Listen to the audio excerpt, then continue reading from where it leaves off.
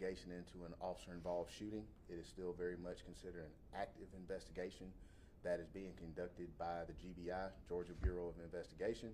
So there are going to be some things that the chief is not going to be able to answer. Either one, because he does not know the answer himself, because the investigation is being handled by a third agency or a third-party agency. So try to keep that in mind when you ask your questions, and then we'll go from there. Again, the goal is to start promptly at 4 o'clock, so just bear with us a few more minutes. Does anyone have any questions for me, not about the incident or the case, but just about the press conference here today? All right, thank you. Like I said, just give us a few more minutes and we'll get things started.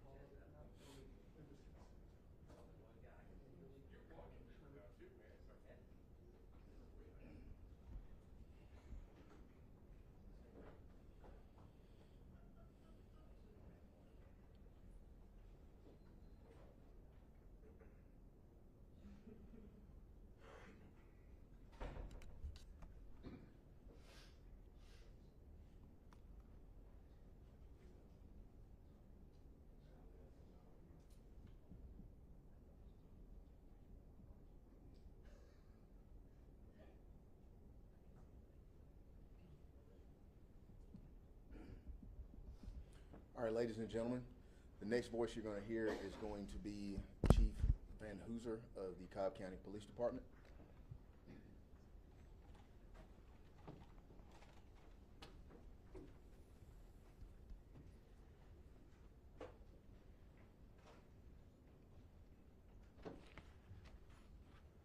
Good afternoon, everybody. My name is Stuart Van Hooser. I am the police chief here in Cobb County. Behind me is my chief of staff, Major Brian Kitchens. Behind me to my left is Deputy Chief Dan Farrell. I think you understand what we are here to talk about. We are here to talk about the officer-involved shooting from late Friday evening, which, of course, crime scene extended into Saturday morning. My first message is thank you to the media for being here for us and for being here for our community. You're an integral part of our communication to the community, and that's one of the reasons that I'm standing before you today. So thank you for being here. My first message is that our police department and me personally does not want to see incidents end like this one ended. That is not our goal. It's anything but our goal. We spend a lot of money and a lot of time trying to save the life of individuals, no matter who they are, no matter what they're involved in. And we do that often. We do not want to see incidents end like this. We don't want our police officers to go through the stress of taking a life or having to use deadly force against an individual. But we train them to do that when they need to. It's hard on them, it's hard on their families. It's hard on their loved ones. It's extremely difficult to the families and the loved ones of the person who was killed Friday evening. And it's difficult to express verbally our condolences for the family. But again, this is not what we want to see happen.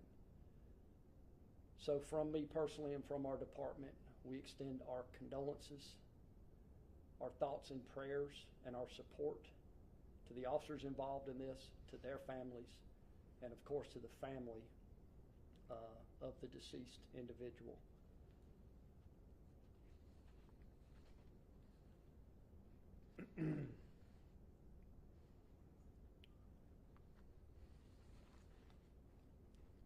Today, we're in somewhat of an awkward situation, and I'll try to explain that a little bit for you.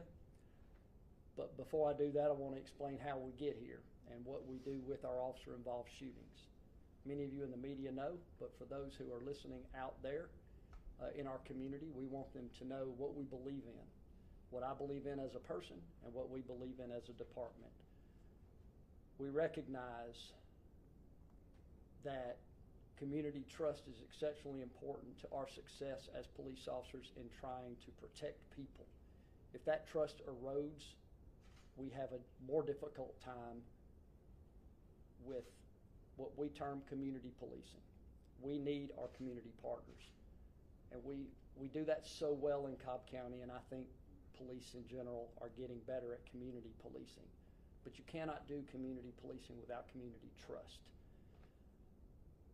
I'm before you today because I want to make sure that our community's trust continues to grow and that we are being transparent in this and every other incident that we have.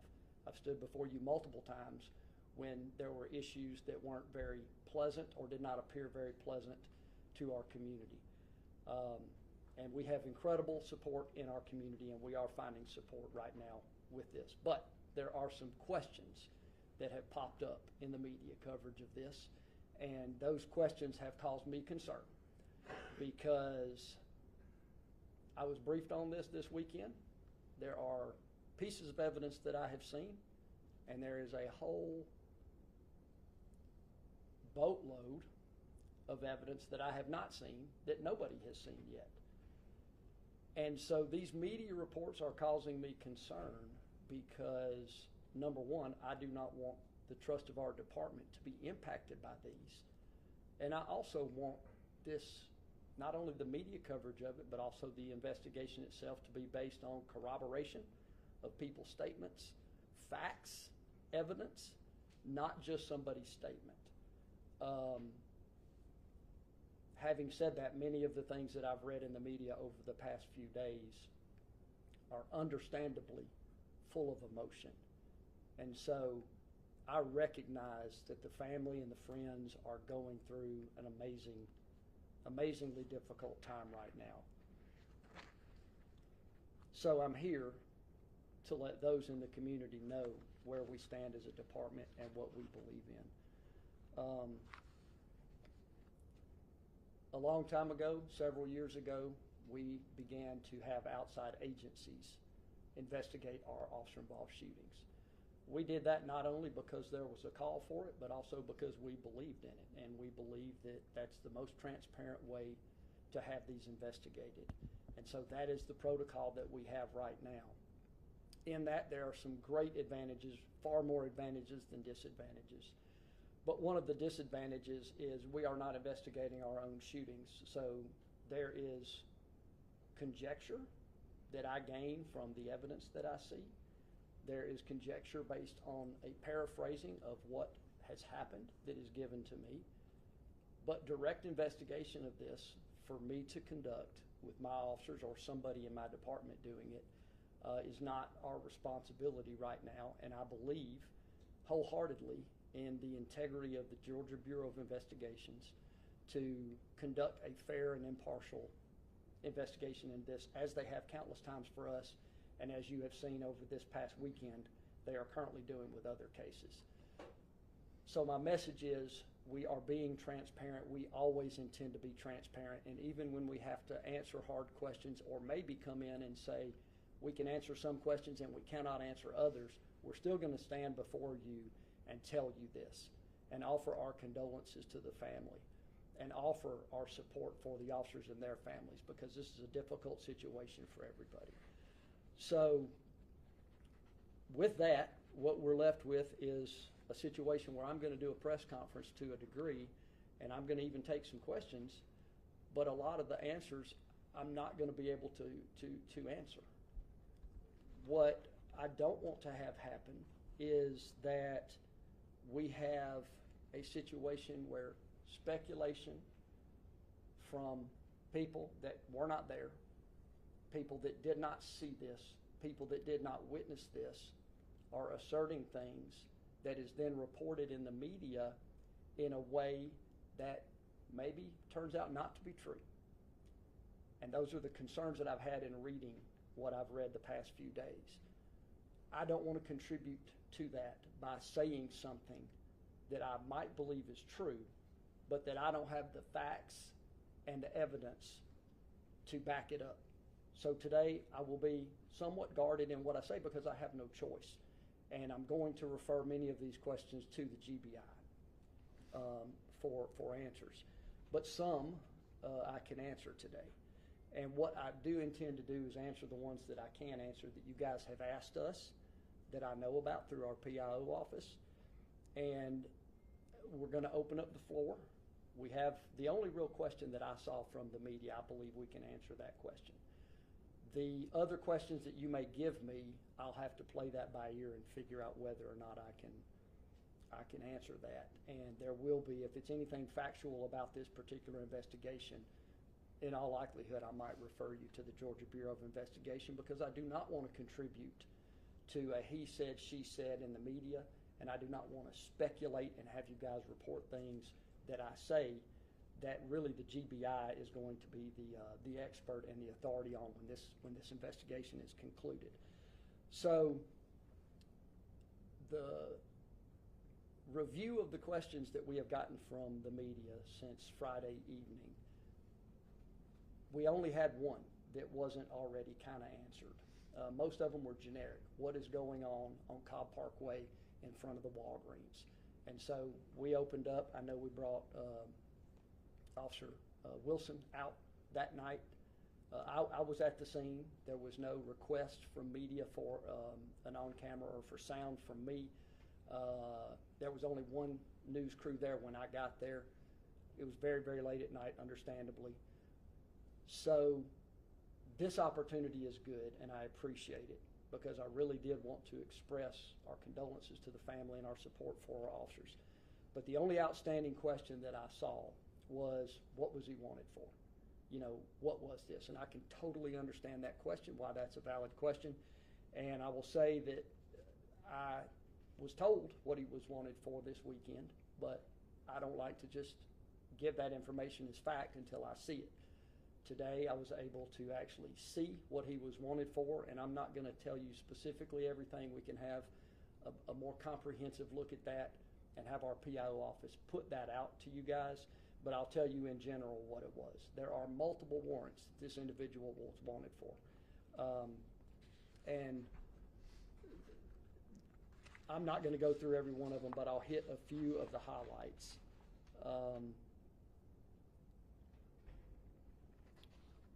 And I know everybody already has Mr. Jenkins' information correct, as far as how old he was, his name, and all that good information, I believe, has already been released.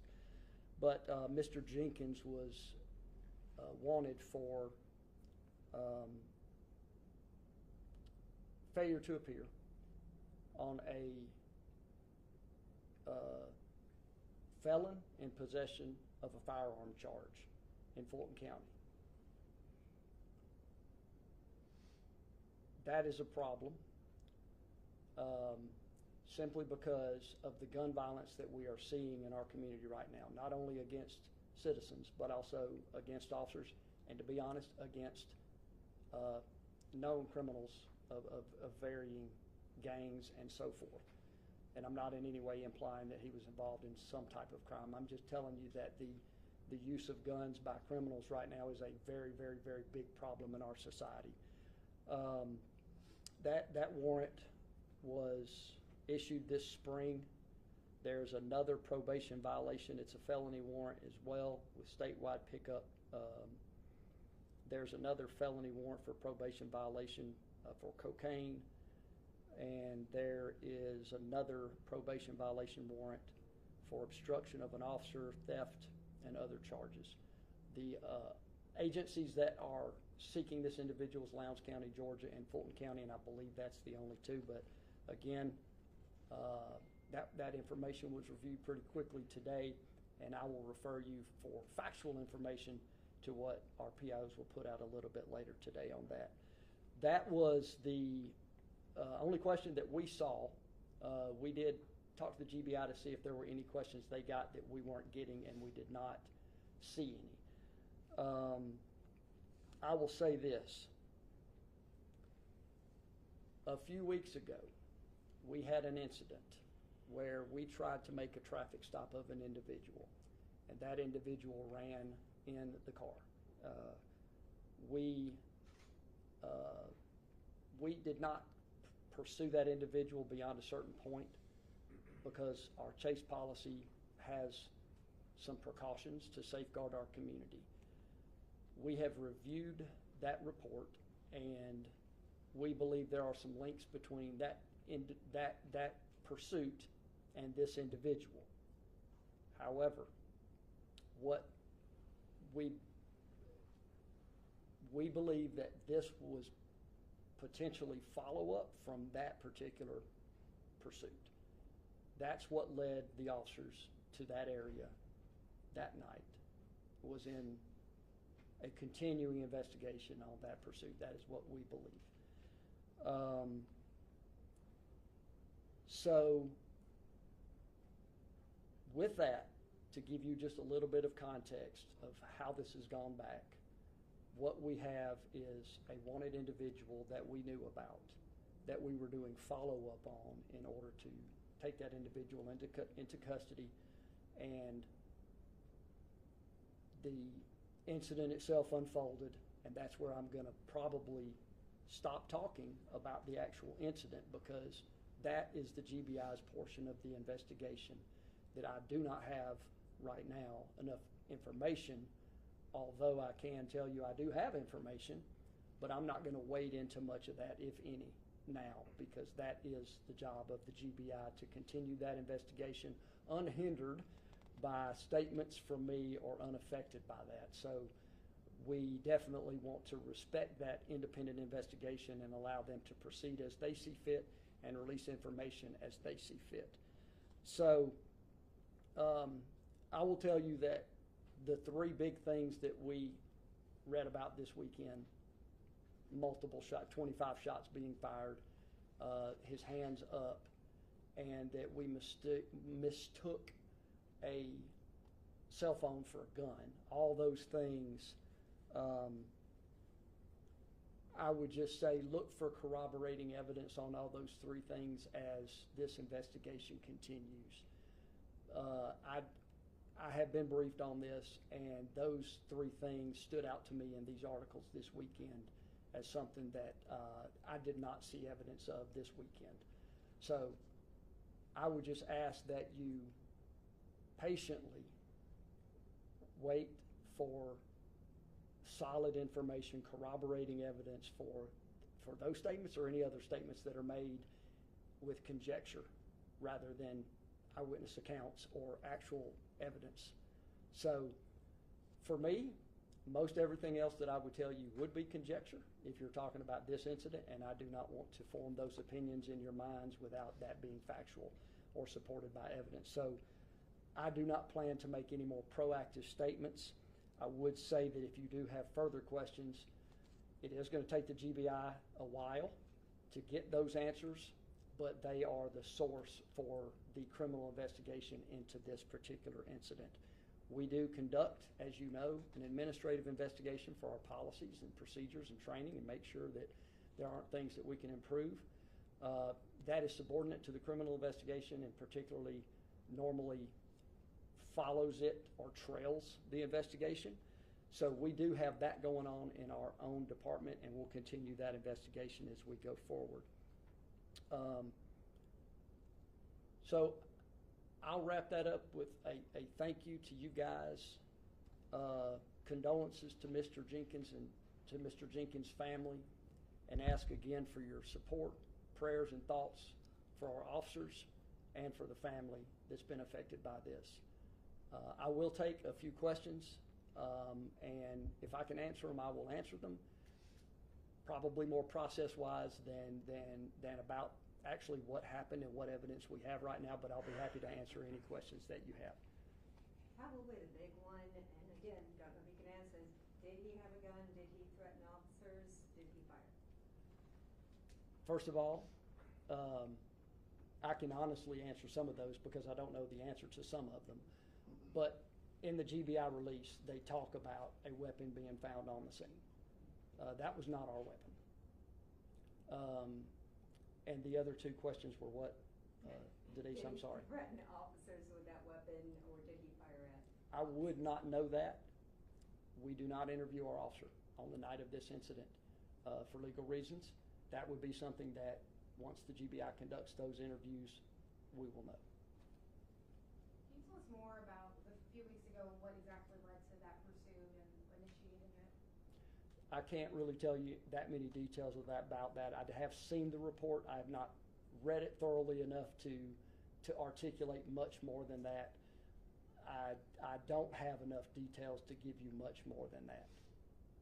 And I know you were just talking about whether or not there was a phone. Are y'all able to say, I know GBI released that there was a gun found. Are you able to say if his phone was found in his hands or not? I don't know, so I have good cover there with the GBI, but I will say that most people have phones, and it would shock me if he did not have a phone, but the GBI did find a weapon that belonged to the suspect, we believe. Can you tell us how you guys found him in that Walgreens and the decision to go in? I don't know if you guys have said anything about the decision to go into Walgreens rather than wait for him to come out. Can you just kind of talk about that? Yeah, I have been told what led them there. Again, I was told that through a couple of channels. So I did not get this directly from the officer, so I will not really comment on that, but I do think I have a good understanding of what happened. The decision to go into the Walgreens, is something that in an administrative interview and in administrative evaluation of what happened, we'll look at that and all the other decision making that was going on in the minds of the officers. And I will say this, I don't know that there's a more stressful job in America than putting on this uniform every day. My job is stressful, but it's a different kind of stress. I do not believe that one of you is fixing to try to kill me. And when I see officers who spend weeks trying to find an individual who represents a danger to Metro Atlanta, who's already shown that he obstructs police, and I'm not saying that as a matter of fact, I'm just telling you what I saw in the outstanding warrant that has been known previously to be carrying weapons based on these outstanding warrants. And they proactively go look for this individual for a time, if in fact all that is accurate. They might not make the best decisions ever. And I'm not even saying that's a wrong decision. That might be a great decision, because there's all kinds of arguments that I could make back to you that would make that a very bad decision to let him get out where there's more people. There's a bar right next door with a lot of people. But we always look at better ways to do things, always. And we will do that, no doubt, in this situation.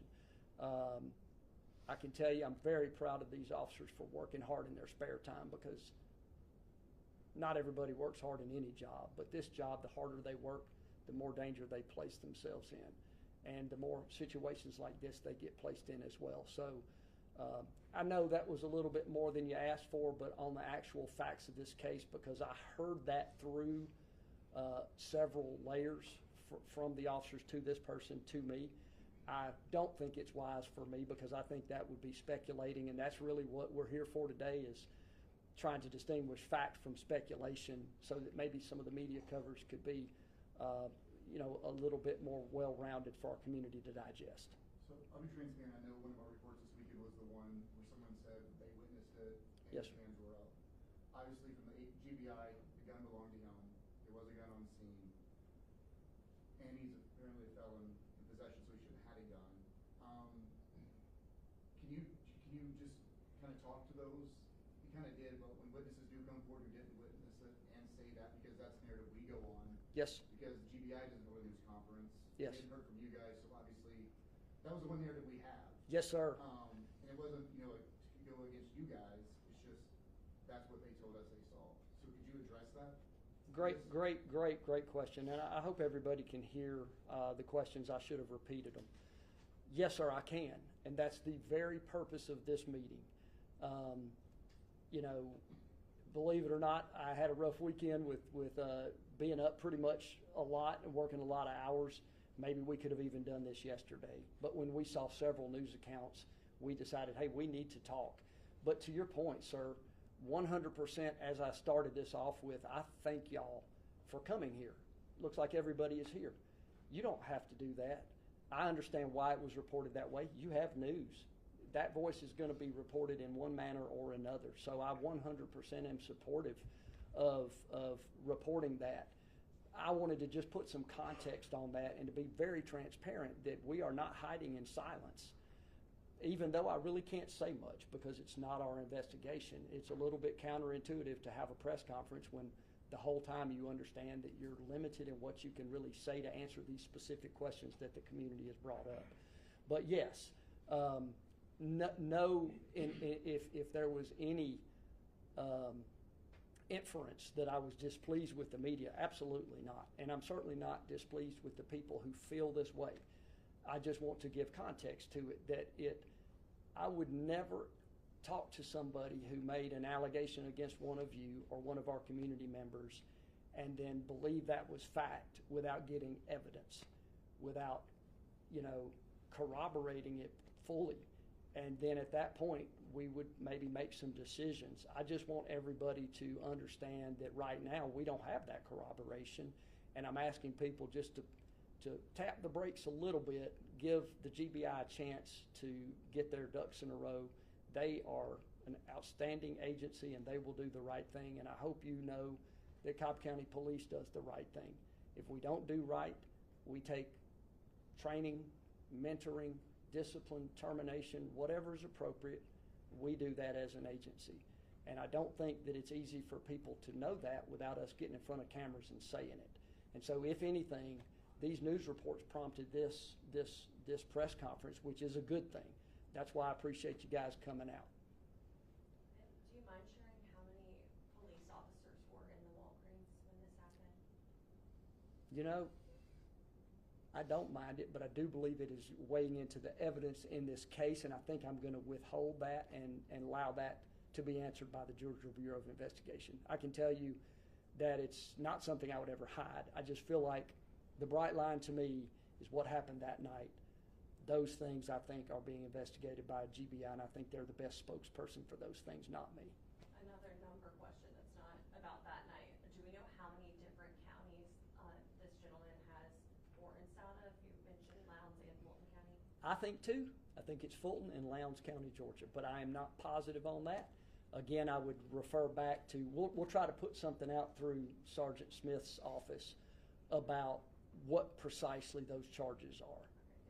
A little bit more on the status of the officers involved in this situation. You might not be able to answer this, but who the identity of some of the officers were involved in this, as well as, you know, if they're still on active duty right now or if they're on leave right now. I will not identify the officers. They are on administrative leave right now, which is what we do commonly when we have an officer-involved shooting. Thank you for that question. If you're out of steam, I'm good. I'm sorry I couldn't answer more questions, but thank you for coming, and we will update you guys through this latest release on the warrant so you have a little bit more specific information. Thank y'all. All right, again, folks, we'll be doing an updated, we'll be getting an updated release with the information the chief spoke